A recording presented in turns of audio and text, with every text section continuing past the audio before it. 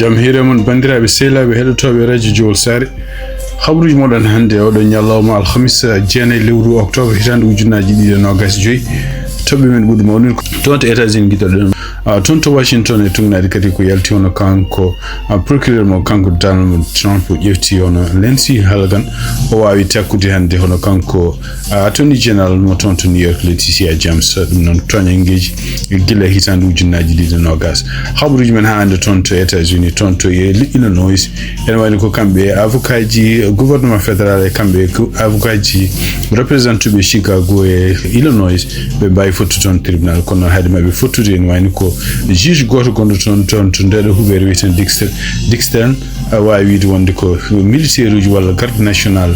cohla ɗum no yo goɗɗirɗon habruji men international guiɗaɗon ko toon to Sénégal hay ɗum noon tugnade kadi ko yalti hono kanko biyeteɗo Aliou Sall ko miñum kanko ancien président Macky Sall ene wayno ko nanggama hannde kanko joom suudu makko toon to Mauritanie tugnade kadi habruji gumriɗi toon no wayno ko kamɓe Mauritanie e leydi Mali ɓe mbawi kadi fellidde hesɗitinde ceylagal gongal walla koddigal gongal hakkude leyɗele mabɓe ɗum noon kadi ko nde teskita wonde ko won marinaɓe hewɓe it dumunaji ɓenɗi ndiwa toon to Mauritanie e kadi won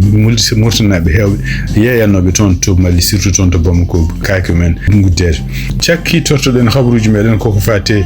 cellal toon to Mauritanie kanko ministére toppiti ko fate élevage ene wayno ɓe mi jiiti kadi nokkuji kewɗi toon to Mauritanie taw nguɗo ñaw wiyeten ngu pawle parɗe fièvre valley rift en yiite toon oɗo saha joni ɓe kalani so tawi won yimɓe ñawɓe hen walla wono mayɓe hen kono ɓe jiiti kam dammiri kewdi taw virus ni woni mumen ko ɗum woni toɓɓe men ɓurɗe mawnude e habruji mi mbaɗan toon hannde e oɗo ñalawma alhamisa jeenayi lewru octobre hitande ujunnaji 2025 may gartu joni bandiraɓe sehlaɓe heɗotoɓe radio Jowol Sare habruji moɗon e États-Unis habruji men no mbinoɗen en gardin titre min guiɗaɗen ko toon to États-Unis ɗum noon tugnade ko yalti journée ji kewɗi hono kanko Donald Trump mon continue haare makko oɗo saha joni e surtout dikkodirde e état ji kewɗi toon to démocrate en garti ɗum ko adi noon en naati habruji men ko tugnade kadi habruji jaltuɗi joni ummade toon to Washington hono fatema ko kanko attorney general toon to New York ko kanko Leticia James ɗum noon toon to Virginia walla toon to Washington hono kanko Donald Trump e tugnade kadi ko yalti hono département makko de justice ɗum noon kadi e gardugol hono procureur mo ƴefti debbo biyeteɗo Lindsey Halgan ɓe mbawi fawde hono kanko attorney general mo New York Leticia James ɗum noon ko kanko oɗo debbo woni gardiɗo justice mo toon to état New York ɓe mbawi fawde makko toñanggue wiide wonde ko e nder duuɓi ɓennuɗi ɗum noon ko hitande ujunnaji 2020 kanko hoore makko soodino galle toon to wuuro wiyeten ko Norfolk ɗum noon toon to Virginia e oɗon galle mo soodi o kadi o o soodi ɗum o wi wonde ko pour mo hutoro ɗum kanko hoore makko so tawi on yiiɗi foftade kono ne wayno ko kanko Donald Trump tinnane hannde toñangueji ɗi ko yalti ɗum noon ko hannde alhamisa yalti wi wonde ko ne wayno ko kanko hoore makko oɗon galle o hutoraki ɗum kono waɗi ɗum ko yimɓe woɗɓe luyɗe minen joɓamo kalis ko ɗum noon waɗi oɗon galle kadi sibabude o koko luwa ɗum waɗi o dañi ñamale kewɗe taw ñamale ɗe kadi o wawan dañde ɗum so tawi o dañi o hutoraki oɗon galle ɗum woni ene wayno alhamisa hannde kanko oɗo debbo fawama toñanggue toon to tribunal fédéral e mayri lewru octobre kanko hoore makko foti yaade toon to Virginia o nooti yo gueɗo tañigo huccita e juge siftindon tan ko kanko Leticia James ko neɗɗo mo ganduɗa kanko Donald Trump o serani haalde balɗe ɓennuɗe foof e surtout yenn kadi guila nde o ƴefti laamu wonde ko yimɓe hewɓe ɓe o limata ko yimɓe añɓe makko on jeeya hen Leticia James en jeeya hen hono kanko James komi donc takkudemo hannde Leticia James ari tan ko balɗe ɗiɗi caggal nde kanko James komi kanko hoore makko ari toon to Virginia notade kadi heno toñangueji ɗiɗi ɗe fawa taw kadi fawi ɗum ko hono oɗo debbo kesso mo kanko Donald Trump mo ƴefti biyete Lindsey Halgan e ko teskita kadi ne wayno ko avocat ji kewɗi walla procureur ji kewɗi ceekaɗi surtout ne jeeyan hono kanko biyete CBL babude kamɓe koye mabɓe mbi wonde ko Donald Trump ko waɗata ko gueɗe ɗe ganduɗa hen wona dewɗe lawol kadi ɗum ɗo ko hunde nde ganduɗa henne ko wawde fof ne wayno kanko Leticia James nder konguɗi ɗi o haali wonde ko oɗo sa joni wayno ko décision kanko Donald Trump segde hono kanko Sieber e kadi remplace ɗum par neɗɗo mo ganduɗa henne kañum woni ngo muɓuɗo guite muɗum ko Donald Trump wi fof ko ɗum waɗata ko neɗɗo kadi baɗowo gueɗe ɗe ganduɗa ɗoftaki kala ko woni ko wiyete éthique gueɗe poɗɗe joɗɗe poɗɗe waɗede nder ndino leydi ɗum ɗo ko hunde ko wasde wadde gueɗe muɗum fawade hunde wonde kon non ko hutrade politique kanko avocat makko non kanko Leticia James avocat makko biyeteɗo Abe Lowell ɗum non kadi ko avocat gandaɗo kadi ko kañum woru mum représenti compagnie ji kewɗi ɗi ganduɗa kanko Donald Trump haɓe muɗum o wi wonde ko en wayno ko Leticia James ko takka ko gueɗe kañum hoore mum yeddini ɗum ha waɓe continue darade habde e ɗiɗo toñengueji kanko de oɗo debbo fawa donc siftini ɗon tan ko kanko Leticia James o ɗamina ko yimo war toon to Virginia ñande 29 lewru octobre hitan ujunnaji 2025 e donc hande siftinde kadi épinus haali e ɗum noon kadi surtout kanko haali ɗum ko kanko oɗo avocat Leticia James wi wonde ko won oɗo sa joni eɓe jogui fayre no fewi si babunde ɗeɗo gueɗe ɗe ganduɗa kanko Donald Trump waɗa ɗe kanko Donald Trump arde guila wari laamu jogade manni kala yoptade kala mo ganduɗa meɗɗo wiide mo hunde so tawi président mo leydi kañum hoore mum ko kañum haalata walla ko kañum jofoto toñengueji yimɓe ɓe ganduɗa fotɓe nanguede ko kañum hoore mum jofoto toñengueji walla kañum haalata crime aji ɗi ganduɗa neɗɗo foti fawede taw ɗiɗon crime aji walla ɗiɗon toñengueji avocat ji ɗi liggotoɗe département justice kañumen koye mum mbi wonde ko ɗum ɗon ko wawa wonde o ɗum ɗo donc hunde jogorto wonde hono oɗo président woni koye hutorade gueɗe ɗo wawi foof pour yaɓɓude loi leydi o ɗum noon e wayno ko kanko avocat oɗo Abe Lowell o wi mabɓe daro ɓe kapto ɗiɗo toñengueji siftini ɗon Leticia James kan hoɗum jaro duuɓi 16 kañum woni attorney général donc ardi toon justice toon to ɗiyar guila hitande ujunnaji 2019 kañum kadi woni debbo ɓalejo kañum hoore meɗɗo suuɓede bureau ji laamu ha yettiɗo woni ɗo ene wayno koye hitande ujunnaji 2020 kanko hoore makko ene wayno o subtanno lawol gongol yo continue wonde attorney général ɗum noon ko taw kanko hoore makko jogonno ko suɓade pour wonde gouverneur kono wawi no fof mono continue hande liggey makko e siftini ɗon tan kadi ko kanko Leticia James e nder tuggi hitande ujunnaji 2022 ene wayno ko kanko suuɓi kanko porti Donald Trump kanko kadi waɗi ha Donald Trump kañum hoore mum nodda toon to ñawor ɗum noon fawa ken wona 54 toñengueji e kadi ene business aji muɗum o fawi muɗum ken ɓuuri $1 million pour wiide wonde ko kanko Donald Trump o hutorima bankuji walla waɗi gueɗe ɗe ganduɗa fenade caggal de Donald Trump laami nde haysindo ko cour d'appel wawino ɗiɗo kalisaji ɗi kanko Leticia James o fawi Donald Trump ene wayno ko oɗon cour d'appel kañum hoore mum yeddani wiide wonde ko kanko Donald Trump waɗi fraude ko wawi wonde fof ene wayno ko oɗo sa joni ha kanko Leticia James e kanko ko James Comey ɓeɗo ɗiɗi woni yimɓeɓe kadi ganduɗa liste juuɗo mo ganduɗa kanko Donald Trump omo continue mo haala pour yo jowmen poti nanguede walla no poti lawol no foti rewde mumen donc siftinde on tan wono kanko Leticia James ko démocrate ko ene wayno ko ɓuuri hewde kadi yimɓe démocrate yimɓe ɓe ganduɗa kanko Donald Trump mo suuɓi joni yo enquête ko ɓuuri hen hewde ko démocrate en ha heddi kanko James Comey wonno ko républicain kono e si babunde caɗele kanko Donald Trump wadde muɗum surtout e nder hitande ujunnaji 17 nder secret nde kanko James Comey ene wayno parti nde no wi wonde hankkadi o natti wonde républicain kono o parti mo suuɓi oɗo saji donc ene wayno ko rewe makko kanko Leticia James ko sénateur jeyaɗo toon to Californie kanko biyeteɗo Adam Schiff ɗum noon wayno ko oɗo sa joni Adam Schiff kadi kanko Donald Trump o wi wonde ko ene foti addede par ce que kañum woru mum fraude aji ɗi waɗi ko fate galleji walla ko fate bankuji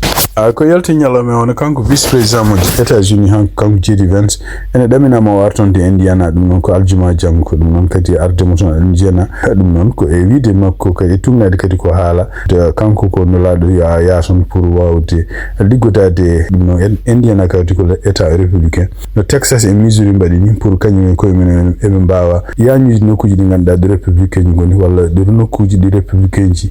poti wonde walla ustude démocrate en ɗi e won nokkuji on ɗum noon ko mbiyete redistricting ko wawi wonde fof ene wayno ko ɗum ɗo kadi ko pewnitagol kamɓe républicain en ci walla kanko Donald Trump e nder woteji baɗoji hitande ujunnaji 2026 pour beele kamɓe républicain e ɓeydo ɓurde kadi hewde yimɓe toon to Sénat toon to congrès ko wawi wonde fof ene wayno ko jillu makko toon to Indiana kanko Jeudi Vance taw ngol ɗo woni lawol tataɓol ko hunde kadi nde o haaldi kanko hoore makko e républicain ji wonɓe toon to Indiana surtout ene ko fate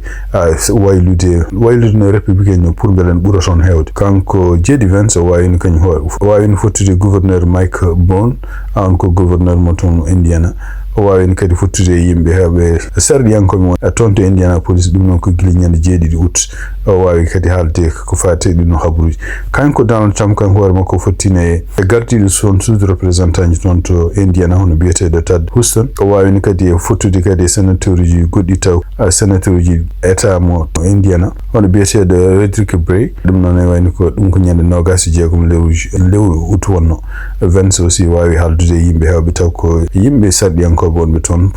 toon to Washington e oɗon ñalawma ko wawi won fof en wayni jillu makko kanko Jeudi Vance kadi ko gueɗe ɗe ganduɗa en kanko Donald Trump omo yiiɗi wadde état ji républicain ji fof ene wayno mbayla no foti kewenti républicain jogui toon beele ne ɓeydanaɓe jonde toon to congrès fédéral to Washington. Habruji men tatani hande toon to Chicago juge goto gonɗo toon to US district o wawi kankore makko yandini ñawore makko ɗum noon ñawore nde wi wonde ko Donald Trump neldi ɗum gartiji toon to building fédéral gonɗo toon to Dirksen ɗum noon toon to Chicago ko wi wona hunde sohlande oɗo saha joni kanko juge oɗo noon ne wayni ko kanko woni mawɗo juge toon to US district toon to Illinois o wi wonde ko garde national en wayno oɗo saha joni cohlaka toon to huɓere wonde toon to downtown Chicago wonde wiyeten to Dirksen donc en wayno ko kanko Donald Trump en wayno no wawino neldude ken won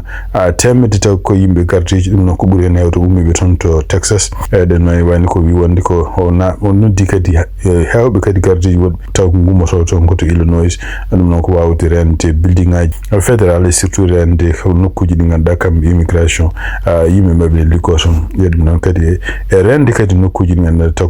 ko gouvernement fédéral jeeyi ɗum e wiide makko kadi kanko Donald Trump ɗeɗo guuri ko guuri ɗi ganduɗa oɗo saha joni contrôle ala toon pour ko fate kisal mumen donc ko ɗum waɗi hen wayno ko kamɓe Illinois e kamɓe Chicago ɓe mbawi portude plainte pour wiide wonde ko Donald Trump ene continue hutorade militaire uji e États-Unis surtout garde national battu ɗum ɗo fédéral hande 11h ñalawma ne wayno kamɓe avocat ji gouvernement fédéral e avocat ji kamɓe Chicago kamɓe kadi Illinois maɓe kawru toon to tribunal pour foɗodirde hol jeeɗo gonga ko adi ɓe potta toon hande to 11h kanko mawɗo juge kanko ko adi kanko Donald Trump avocat ji makko walla avocat ji gouvernement fédéral ne potta toon to Chicago e noon notade complainte mo ganduɗa kamɓe Illinois e kamɓe Chicago mbaɗi contre laamu Donald Trump pellital mum neldude militaire uji toon to Illinois e Chicago ene wayno ko kanko juge oɗo en biyeteɗo Virginia Kendall o wawino wiide wonde ko oɗo saha joni kala militaire uji gonɗi e saraji ndeɗo huɓere wiyeteni Dirksel ene wayno yo goɗɗito ɗon en wayno o wiide makko kadi o wi wonde walla justice ɓimuɗum d' abord ko wallude kala yimɓe joguiɓe haaju e justice pour ɓe mbawa nadde to justice waɗete mission mabɓe ɓurɗo wonde important oy donc wallude yimɓe nadde e surtout enne tribunal uji kala neɗɗo mo ganduɗa enne joguiɗo caɗele ɗum kadi ko ɗum woni priorité mabɓe kamɓe oɗo tribunal c'est pourquoi kanko oɗo juge Kandel o wi wonde en wayno ko US marshal ɗo woni fof kañum jogui laamu e ɗeɗo kuɓeje o wi ɗum noon e wayno ko kala ko woni militaire ji gonɗi ɗon surtout neldaɓe taw ko Donald Trump nel ɗum kanko oɗo debbo wi oɗo saha joni yo gummo e ɗiɗon nokkuji ko wawi wonde fof kala ko woni sécurité ndeɗo huɓere toon to Dixon o yamiri ɗum wonde ko marshal US marshal joguiɗo ɗum e konngol ngol haali kadi o wi wonde ko en wayno ko to Chicago rewɓe ɓaleɓe ɓuttiɗo ene continue hande namdademo kanko hoore makko yo waɗa intervention toon to Chicago ɗum noon beele mo wawa ɓeydude kisal toon no ɓeydiri kisal toon to Washington DC ni bandiraɓe sehilaɓe heɗotoɓe radio Jowol Sare habaruji men international guidaɗen ko toon to Sénégal ko winda toon to Seneweb hono kanko biyeteɗo ha Aliou Sall ɗum noon kadi ko miñum ancien président Macky Sall o meeɗino wonde maire wuuro wiyetengo Guédiawaye kanko e joom suudu makko biyeteɗo Aissata Sall ɓe mbawi de garde à vue toon to division criminelle des investigations ɗum noon kadi wayno ko ndeɗo yamirore ari kadi ko caggal nde enquête huccinema taw huccinno oɗon enquête yamiri ɗum président du collège des juges d'instruction Idrissa Diara ɗum noon ko jeyaɗo pôle judiciaire financier tugnade hande article o haali wiwi wonde ɗum ɗo fof ko sibabune enquête mo ganduɗa kamɓe cellule national de traitement des informations financier biyeteɗo CENTIF waɗi ko fate ngalluji makko kanko Aliou Sall walla ngalluji kalteɗe ko fate gueɗɗe ɗe o taka oɗo saha joni pour wiyade wonde mo rimɗino kalisaji e ɗinɗon kalisaji kadi ko kalisaji jokkodirɗi kadi ko fate terrain-ngaji walla galleji wawi wonde fof ene wona oɗo saha joni kanko joom suudu makko Aissata Sall ɓe nangaɓe habaruji men international hande toon to Sénégal e tugnadi kadi ko winda toon ɗum ko communiqué gommiɗo toon to hôpital biyeteɗo Dalal Jam video wonde ko do sa joni be pamne ko habrude wonde tonto hôpital o do biete de dalal jam an wan ko kan wona sappo jeego bandu taw ko yimbe goski yimbe maaybe enen ton e dum non ko yimbe nganda en don kam ande ko kanyum be do yimbe kadi ko yimbe déposer wada be son addabe son to morgu mabbe taw ko officier ji police judiciaire ngaddi men donc de wayni ko tungna da hande communiqué wali mbi wondi ko no foti ta yimbe poti moftede ton taw ko goski no foti moftede ton taw ko loi Sénégal yami dum dele mudum benni donc de wayni ko do sa joni be continue namdade yimbe yo mbaaw arde son to hôpital to mbaaw jeeto sen mbaaw heftinti dido belli ni ngam gondi son ken wona sappo jeegum nan donc de wayni so tawi dum no narani hawna kambe mabbe dabbu wonde ko ne on dido goski jinu no gobbira dum no mabbe dabbu procureur tribunal de grande instance mo Pikine gaji way kany woru mum yo wawo yamirde bele dido belli no gubbe donc en wayni ko tumnade hande communiqué mbi wonde ko dido belli sappo jeegom ko yimbe may hen sappo ko suka en jeegom ko yimbe be ngam ko mawbe taw beedal mawbe kan jaayani yimbe be ngam gala galleji donc tumnade hande ko communiqué bindade son alkhamisande sappo alkhamisande jenele octobre hitan ujunaji no gas tumnade hande article kadi mo senbe bindi no wayni ko tumnade hande article mbi wonde ko peji kambe ko mabbe ngoni ko habde o do sa joni ko fate dan ne de ngana be dewan lawol hono patrouille gauche taw ko brigade de territoire gonton sambi kany hoore mo wawi ni hebde nede wonde ko won laani goto won gon ko son saraji tufde gonde ton to guyi adum non ko commune gonde ton to ganjol adum woni ciagal de jettinde beedo dedi be mbawi dandu ton ken won ciapan joyi neddo adum non ko yimbe wonnobe yimnobe dannati taw ko buri hen awti ko hande ne e neddo taw ko gambinabe taw yimbe rewbe di njaha hen wadi kadi malinabe di wadi kadi Sénégal nabe nayi gonna hen tunade hande article en woni ko laana ka wono tan ko humbude taw ala no moteur enquête mo badado do sa joni bi wondi ko o do groupe gonno e cadre lan wonno adon ken wona temedde didi neddo wonno e cadre lan ande bi tonde be ngummi son to gambi tarade den kan gon ko ton Sénégal en wayno ko dum wadi be mbayre woy to nder geej kono en wayno ko ciagal balde nayi de ngone andami ngone geej en wayno ko dum woni bempeji ngartiri be ton to plage gondo ton to ganjol ton kadi en wayno ko ton kadi en wayno ko awobe wonbe son loko o kanyen gidi tinde affaire mabbe donc en wayno o sa joni hono gendarmerie nationale gondo ton to Sénégal en continue a ande rokkude numéro nodde pour wawde tinde gede dede en ko woni fo en wayno ko capande joyi neddo so en wayno tawa e kado lan ngumino ko ton to Gambie khabruji men international cekitor den ko ton to Palestine en wayno ko kam Israel kanko kongo mako kanko Benjamin Netanyahu be mbawi widi wonde o sa joni be jabi wonti ko nanondira gongal hakkunde mabbe kambe Hamas dum non surtout yani ko pour wawde daccide beedo yimbe nanganobe ton to Israel gila nyen jeedi lewru octobre e kambe Palestinabe kadi continue nangede gila ko adi dum don ko won fo en wani ko kanko John Trump ko do sa joni kadi mon holla o holli weltare mo ko fe sibabu yidi ngaldo nanondiral jibinam dum non e fiide makko ko sibabunde kanko ar makko ardude mo wonde ƴeewo jami aduna tumnade hande konngudi gumi ton to Maison Blanche kono noon ha hande en wayno ko kanko Donald Trump kadi tumnade kadi habruji gumiri ton to Colombia gardiɗo leydi Colombia kanko ar makko wi wonde ko en wayno batuji pellaɗi walla laaɗe pellaɗe bombade yontere ɓennude ton to maji gonɗo ton to Caraïbe dum non ko siptindon ko kambe États-Unis no ma woni joni laabi tasi joni be bombarda laade be mbi wonde ko yimbe Venezuela nabe yeyobe drok ngone de don laade non ala sabu ngoni ko guerre contre men kono e tunnade halluji gomire dut président mo Colombia o wi wonde mo tunu wonde ko deedo laade den ganda kambe américain ji be bombi hawnaki yimbe Colombia nabe nen hen dum non wi wonde ko mo faddi ha ante kanko gardiɗo leydi Colombia be famille beedo yimbe warabe ton e deedo laade ne mbawata arde kanyum koye men gulliso oɗo sa joni ni way ɓuuri kadi nan hakkude makko kanko gardiɗo leydi Colombie kanko kadi Donald Trump ɗum ɗo fof ari noon ko caggal nde Colombie kañum hoore mum yante ɗeɗe leyɗele kañum hoore mum heɓtinɓe Palestine kadi yenniɓe kamɓe état Israël réaction mabɓe kamɓe États-Unis ɓe no continue ɓe kaldi tan wonde ko ɓe bombardi ɗeɗo laaɗe kono ɓe ganda hol wonɓe hen ɓe ganda kadi laaɗe ko jahata ɗum noon ko ɗum woni koɓe tampina toon to congrès mo États-Unis surtout démocrate ni wiide wonde ko so tawi oɗon bombarda laaɗe mbaɗe ni kay ɓurno moƴƴude kanko gandon ko woni hen taw kam so tawi on portant plainte walla on namdam oɗon mbawi haalde holko wonno e ɗeɗo laaɗi walla hol wonno ɓen donc ni wayno kuure men continue wonde hakkunde non seulement kamɓe États-Unis e Venezuela mais aussi kamɓe Colombie e nder kamɓe États-Unis kadi toon to États-Unis e Brésil ene wayno ko kanko gardiɗo leydi Brésil o wawide kanko hoore makko jokkodirde Donald Trump ɗum noon ko ñande 6 lewru octobre ñande 6 lewru octobre nde kadi ɓe kaali haaluji kewɗi e tumnade konngol ngol haali kadi ene wayno ko Donald Trump jaabi mo wi wonde ko hawnaki maɓe jiidir kamɓe ɗiɗo président ɗiɗi hono kanko gardiɗo États-Unis e kanko gardiɗo Brésil hono kanko biyeteɗo Luis Inacio Lula da Silva ɗum noon ne wayno ko kanko Lula noon o wi wonde ko ene wayno ko ɗaɓɓi e Donald Trump wonde ko ene wayno kaalisaji ɓeydade ko fate frais douane ɓeydade Brésil ɗum noon kene wona 50% ɗum ɗo fof ko frais ko gueɗe ɗe ganduɗa kamɓe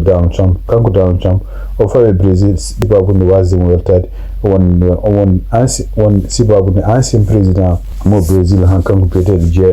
Jair Bolsonaro kañum woro mum wayno ñaawaɗo toon to tribunal uji walla nangat ko ɗum waɗi kanko Donald Trump o wi wonde ko oɗo saha joni o fawi maɓe kamɓe Brésil kene wona 50% ɓawa wonde fof ene wonde ko kanko président Lula e kanko Donald Trump ɓe mbawi wiide wonde ko hawnaki maɓe mbawa hawrude toon to batu mbaɗo ngu to kuwala ɗum fof ɗum noon to Malaisie ɗum noon e batu ngu kadi waɗata ko sababude ko ɓeɗo jeeɓe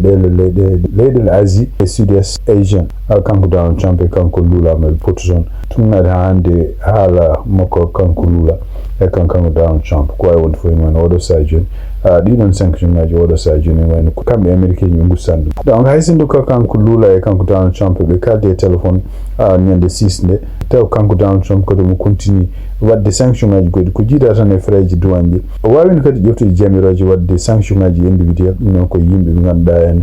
taw ko toon Brésil jeeya walla jeeya koye laamu Brésil ene jeeya hen noon kanko ñaawo toppitinoɗo ko fate affaire makko kanko Bolsonaro ene wayno ko kanko Donald fawi makko sanction ngaji surtout en sanction ngaji ko fate kaalisaji ɗum ɗo fof noon haɗani hono cour suprême mo Brésil kañum woni condamné hono ancien président Bolsonaro laaminoɗo toon to Brésil ñande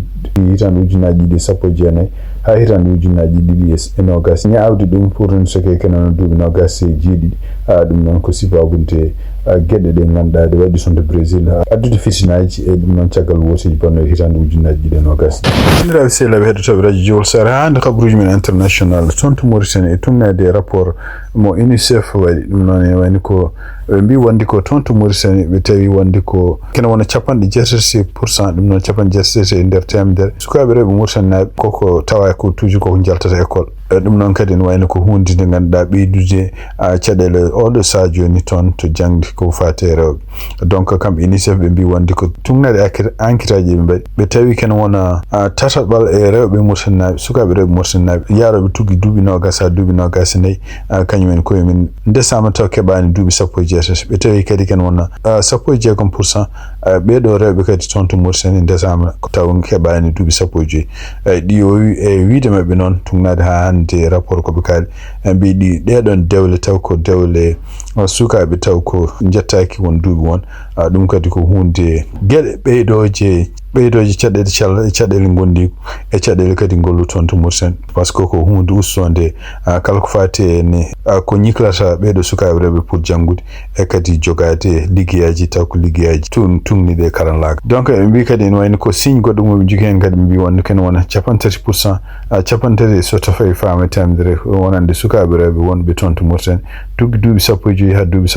duuɓi nogas nayyi ene wayno ko kañumen koye men ngala foof walla ngala foof yamirore e nder nokkuji ɗo goni ɗo décision ngaji e foyeji ɗum noon kadi mbi kadi ko ɗum ɗo kadi ko signe kadi kollo wonde ko ɓeɗo sukaɓe rewɓe surtout en noɓe mbirni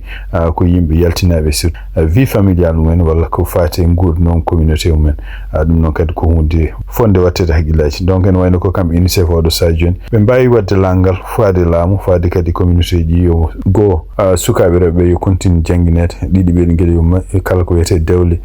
taw ko dewle sukaɓe jettaki won duuɓi mum yo e kadi ene wayno kadi yo kala ko woni haqqi innamade surtout haqqi sukaɓe rewɓe toon yo ɓeydo rokkede doole e kadi ene wayno ko sukaɓe rewɓe worɓe foof yo goto foof yo hattan wawde jeeyade e kala décision ngaji ƴefteteɗi ko fati gurdam mumen wawi wonde fof oɗon organisation kadi ene wayno ko waɗi oɗo rapport kadi ko rapport binda toon e journal biyeteɗo Shams Marif. hande tonto Mauritanie ko yalti tonto journal biyeteɗo Apa News hono kamɓe laamu Mauritanie e laamu Mali ɓe mbawi kadi umminde oɗo sa joni koyɗe pour wawde moƴƴitinde e jokkodiral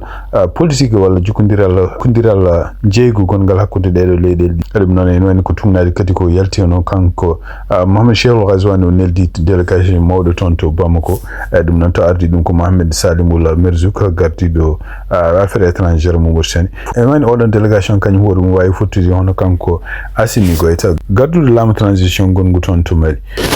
donc siftinde on tan en wayno kamɓe délégation Mali pottuɓe e oɗo délégation Mauritanie koɓe kaali toon kamɓe ni ko caɗɗele kamɓe yimɓe malinaɓe ittiseɓe toon to Mauritanie surtout enen ndiwe en dewne frontiére uji Mauritanie Mali kono en wani ko kamɓe délégation Mauritanie aussi ɓe kaali ko affaire bitikaji walla nokkuji jeygu Mauritanie naɓe wonɓe toon to Mali surtout wonɓe toon to Bamako nokkuji men guddadi sibabude ɗeɗo caɗele nde puɗɗi hakkude kamɓe Mauritanie Mali ko fati déportation ngaji mbaɗno toon ɗi ko wawi won fof en wani ko kamɓe délégation ngaji ɗiɗo ɗiɗi e kamɓe laamuji ɗiɗɗi kadi ɓe mbawi hollude oɗo saha joni anniye mabɓe yidde hesɗitinde cehilagal walla koddigal gongal hakkude Mauritanie Mali e ɗum noon kadi yewde kadi surtout en haalde holno goto fof yimɓe muɗum wonɓe oto banggue holno mbawata hisde holno mbawata arde toon holno mbawata jooɗade donc en wayno ko haala kan en continue oɗo saha joni hakkude kamɓe Mauritanie e kamɓe mbaɗi hande toon to Mauritanie cakkitoɗen ko kamɓe toppiriɓe ko fati e gaynaka toon to Mauritanie ɓe mbi ɓe mbawi kadi yitude kawuji kewɗi ɗum noon ko fati nguɗo ñaw wiyeten ko Pawle Valley Rift ɗum noon toon to Mauritanie ɓe mbi wonde ko ene wayno oɗo saha joni ɓe mbawi yiide wonde kene wona nogas jeegom nokku oɗo saha joni gonɗi toon taw koye département ji nogas ɗum noon koye région ngaji sappo e leydi Mauritanie ɗum noon e nder communiqué ɓe moɓe kaali ɓe mbi wonde ko échantillon ngaji ɓe ƴeftino kono wona 150 échantillon e ɗum noon kadi ɗiɗon échantillon ngaji ɓe tawi hen kene wona 111 kañumen koye men ko en jogui virus o en goni positif ɓe mbi wonde kene wayno ko ɓe mbawi wiide wonde ko oɗo saha joni ɓe jogui confirmation virus o ene wayno ko kañum woru mum en woni nokkuji kewɗi toon to Mauritanie kadi ɓe mbi ɓeydi hen kadi mbi wonde ko oɗo saha joni kene wona sappo goo nokku goni oɗo saha joni koye ƴewde koye vérifiéde pour ƴewde so tawi ñaw ngu wala toon ɗum noon tugnani hande article sibabude oɗo situation kulɓiniɗo kanko ministére toppiriɗo ko fati e gaynaka leydi ndi o wawi kadi ko noddude leydi ndi fof yimɓe fof yon continue rentade wawi kadi ñagade yimɓe liggotoɓe e ɗiɗo secteur aji surtout ko fati e élevage kañumen koyemen e yimɓe kadi wonɓe konɓe kadi nokkuji rural ɗo gaynaka walla ɗo jawdi he pour yo ndeyano ministére o kanko hoore mo wawi wajade wonde ko kala ko woni contact ko fati contact direct hakkude dammiri maydi walla dammiri ndi sallani e ɗum noon ko hunde no fonde rentede ɓe mbawi kadi wiide wonde ko kala ko woni kosameji gummi to kosam ummi foof kosam ɗam yo wulni hade mum ñamete kala tew ñamete ko yo defe ha ɓende bawɗo jottodirde memde dammiri foof yo hutoro kaɓirɗe ɗe ganduɗa e kene walla ɗum taw wawa raɓede donc kanko ministére o kadi wawi ñagade kala ndetina wonde konde jawdi ne maaya jawdi ndi kadi ko jawdi mayde muɗum ko addunde sikkitere ko fati nguɗo ñaw yo kanko ministére yo contact ko yaaci siftindon tan nguɗo ñaw wiyete ngu Pawle Valley Rift gongu toon ko oɗo saha joni ko kulol mongol wonande callal jawdi callal kadi yimɓe kañum hoore mum ɗum noon ko en wani kadi ko kulol mongol kadi wonande ngalu pasungu ko gaynaka kanko ministre o no kanko hoore makko wi wonde ko wawata wallude leydi ndi tan ko en wani ko yimɓe liggodira e kadi ene wayno kadi mbawa jogade peeje ken haɗa nguɗo ñaw ɓeydade yaaji bandiraɓe sehlaɓe heɗotoɓe radio Jowol Sare habaruji mi jogon noon hannde e oɗo ñalawma alhamisa 9 lewru octobre hitande ujunnaji 225 gasi ha laaɓi ɗum noon ma en gartu janggo so Allah jaaɓi ko musidɗo mon Amadou Touré haldanoma yen mbaale jaam ha janggo kadi on jarama.